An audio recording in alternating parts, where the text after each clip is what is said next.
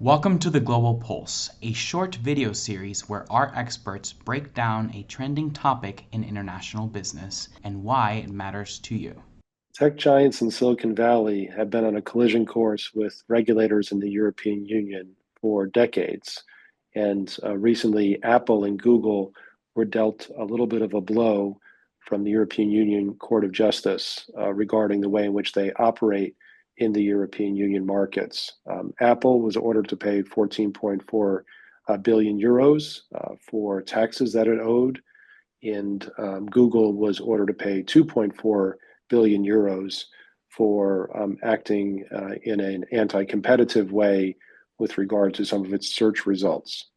While the facts of law are two very different kind of cases here, the truth is the size of both Google and Apple make them very conspicuous. The fact that they're American-based companies, of course, I think draws additional scrutiny from European regulators relative to maybe some of the regulators that are here in the United States. Apple has a market capitalization north of $3 trillion, and Google is almost $2 trillion.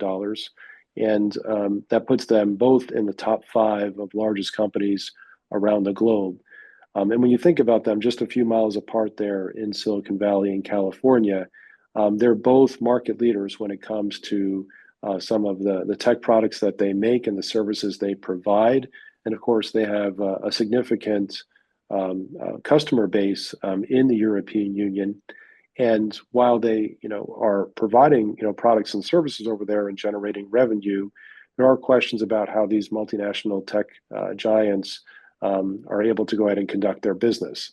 And I think the European Union's Court of Justice kind of is giving yet another signal that Apple and Google really need to be very mindful of the way in which they are not only treated by the regulators there, but careful about the way they're doing business. I think the Google decision is particularly interesting because of the way in which Google search results can potentially be thought of kind of tipping the results in favor of Google revenue streams versus potentially a more agnostic approach.